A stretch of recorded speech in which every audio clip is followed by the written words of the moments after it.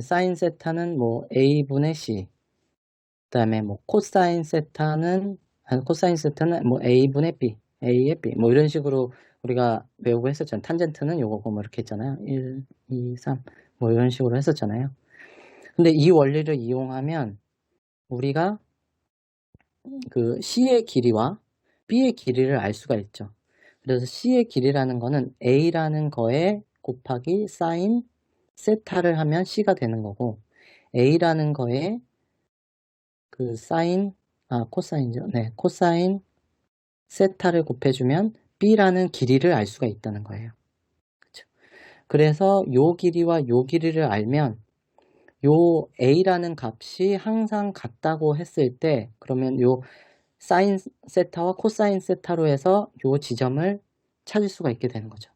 그러니까 예를 들어 우리가 각도가 0도라고 하면 사인 세타는 0이 될 거고, 그 다음에 C의 값은 0이 될 거고, B의 값은 이렇게 최대치가 되겠죠. 1이.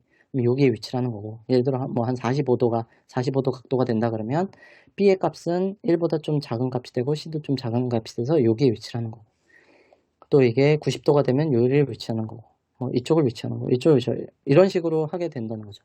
그러면 우리가 이 각도를 달리해서 사인과 코사인을 같이 알게 되면 항상 동일한 신호의 세기를 만들어 주는데, 각도를 가지고서 이 신호가 각각 다른 신호라는 것을 구분을 해낼 수가 있다는 거예요.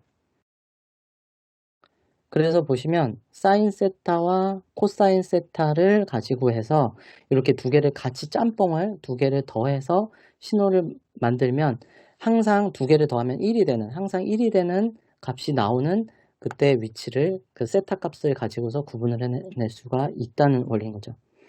그래서 그게 오일러의 공식이라고 하는데요. 그래서 코사인 세타와 그리고 사인 세타를 그 이미지너리 영역으로 보내고 코사인 세타는 리얼 팟으로 보내게 되면 두 개를 더해서 값을 만들어내면 서로 오소고널한 익스포넨셜 함수를 만들어낼 수가 있다는 거예요. 이 원리를 이용하게 되면 항상 신호의 세기는 1로 고정이에요. 신호의 세기는 여기서부터 여기까지는 항상 고정이에요. 그렇기 때문에 미니멈 PAPR을 만들 수가 있어요. 그러니까 파워를 엄청 작게 쓰면서도 그 신호를 구분해낼 수가 있는 거거든요. 그렇게 되기 때문에 그러면 커버리지를 굉장히 높일 수가 있죠. PAPR이 낮기 때문에. 그래서 레치 파워는 커버리지를 굉장히 높일 수가 있어요. 그래서 그 원리를 이용해서 우리는 자더푸치 시퀀스라는 걸 써서 레치 프리앰블 포맷을 전송을 합니다. P레치 포맷 신호는. 그래서 이때는 특징이 미니멈 PAPR인 거고, 이 신호는 카작 시퀀스예요. 카작 시퀀스라는 거는 컨스탄트 밸류. 그러니까 여기에서 쏘는 값은 항상 똑같고 고정적인 거고, 그 다음에 오토 코릴레이션. 그러니까 얘는 서로 오소고널한 값을 만들어낼 수가 있기 때문에 이렇게 되는 거예요. 그래서 그 원리를 가지고 자더푸츠 시퀀스를 가지고서 우리는 루트 시퀀스, 레치의 루트 시퀀스를 만들어낼 수가 있어요.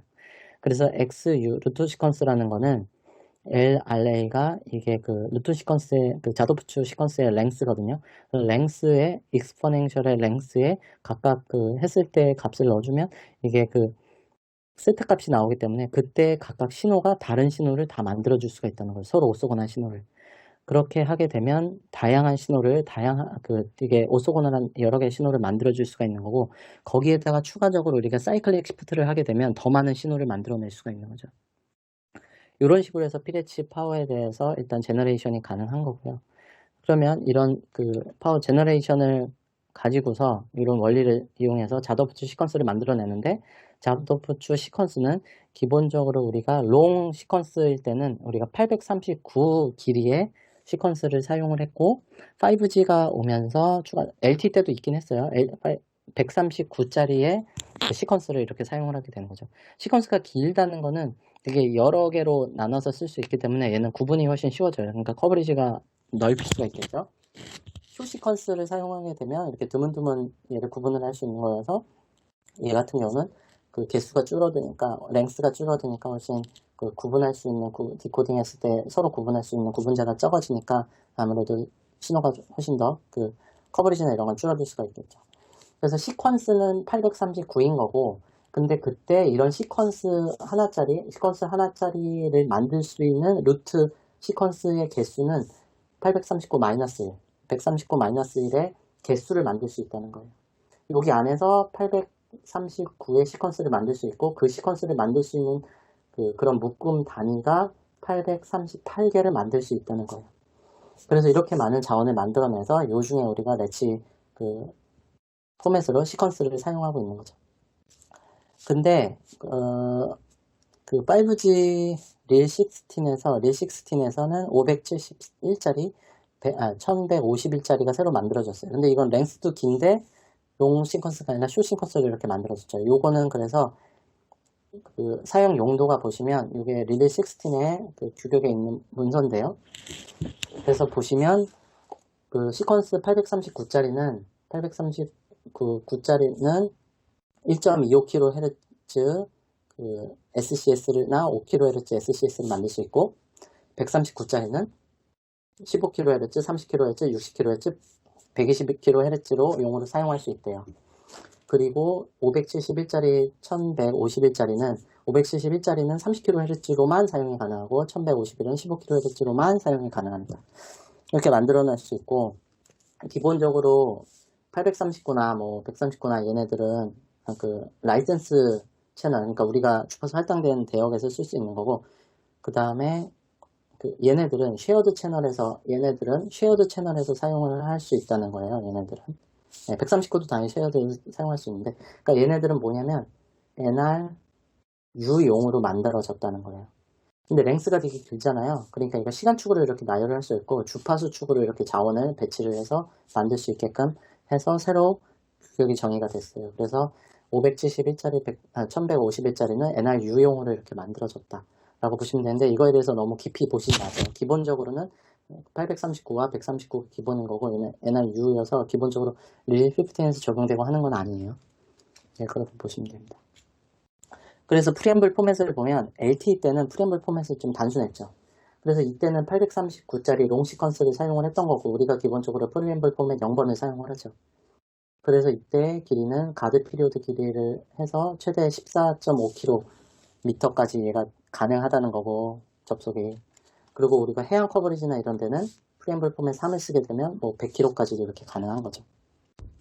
그리고 그 프리앰블 포맷 4는 TDD용으로 온리 TD용 1.4kHz용으로 얘가 139짜리 그 랭스짜리였거든요. 근데 요거를 실질적으로 LTE 때 사용은 하진 않았어요. 제가 TDD 할 때도 그냥 프리앰블 포맷 0을 사용을 했고 요거는 그래서 펜토라던가 인빌딩용으로 용이해서 TDD용에서 사용을 하기 위해서 개발이 된 건데 실제 사용은 하진 않았어요. 펜토에서도 그 TDD LTE 펜토에서도 이렇게 사용은 하진 않았어요. 그래서 우리는 기본적으로 그냥 요 839짜리만 LTE 때는 사용을 했다라고 알고 있죠. 근데 실제로는 그때는 139짜리도 없었던 건 아니에요.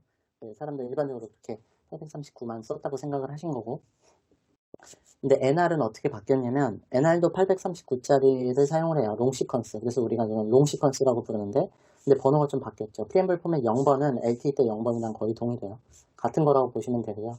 그리고 근데 100km에 해당되는 게 이건 프리앰블 포맷 3이었잖아요. 근데 NR에서는 이게 1번으로 바뀌었어요. 그리고 요 1.25kHz 요거는 LTE 때도 1.25kHz였거든요. 고정으로. 근데 여기 보면 5kg짜리가 생겼어요. 5kg짜리는 14.5kHz인데 거리는 똑같은데 얘는 용도가 조금 달라요.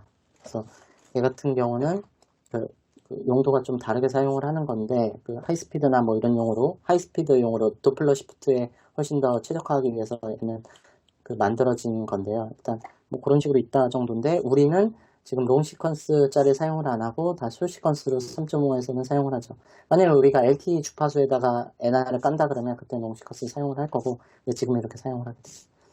그래서 우리가 여기서 봤을 때 아무리 숏 시퀀스를 썼을 때는 아무리 큰 거리를 쓰더라도 5km 미만으로 이렇게 사용이 가능한 거죠. C2 포맷을 사용했을 때 5km 미만이 되는 거죠.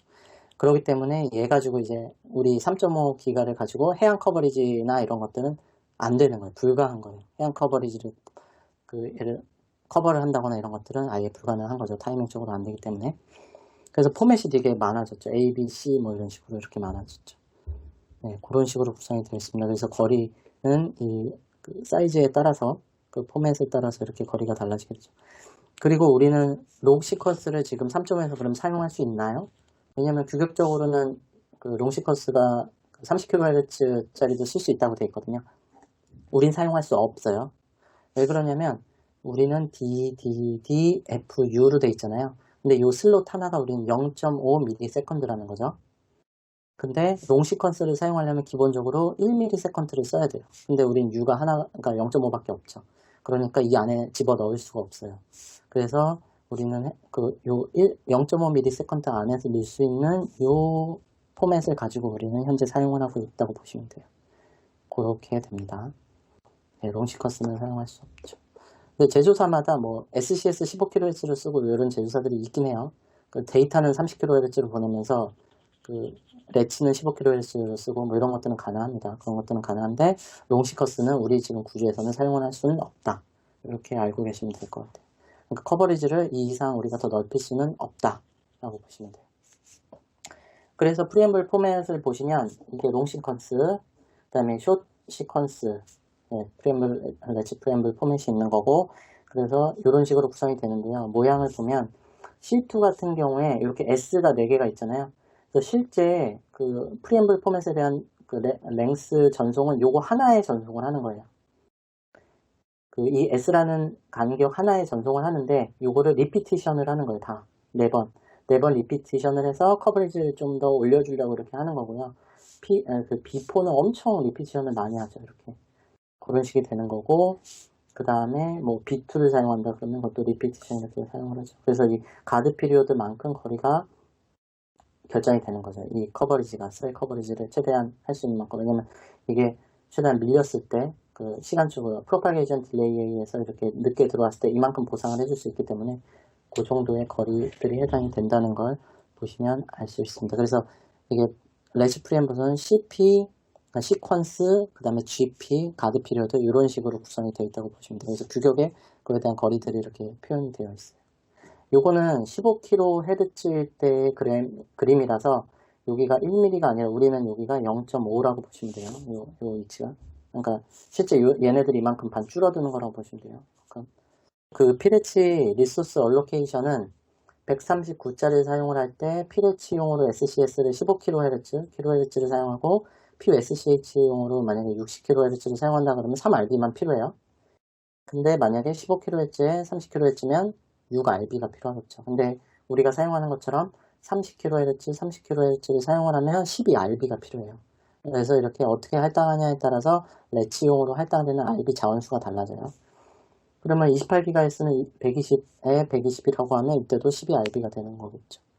근데 만약에 뭐 이런 식으로 피레치가 15kHz, 데이터는 30kHz를 쓴다 그러면 ULRB를 6RB만 이렇게 사용하는 이런 형태도 가능하다는 거죠. 이렇게. 그래서 이런 식으로 RB 자원 할당은 된다고 보시면 돼요. LTE 때는 그냥 URB 고정이었죠, URB. 네, 근데 5G에서는 LTE 때는 이게 1.25kHz 그냥 고정이었기 때문에 그랬는데, NR에서는 이제 피레치용 SCS도 이렇게 여러 가지로 변화가 가능하기 때문에 실제 리소스 들어가는 거는 달라진다고 보시면 돼요.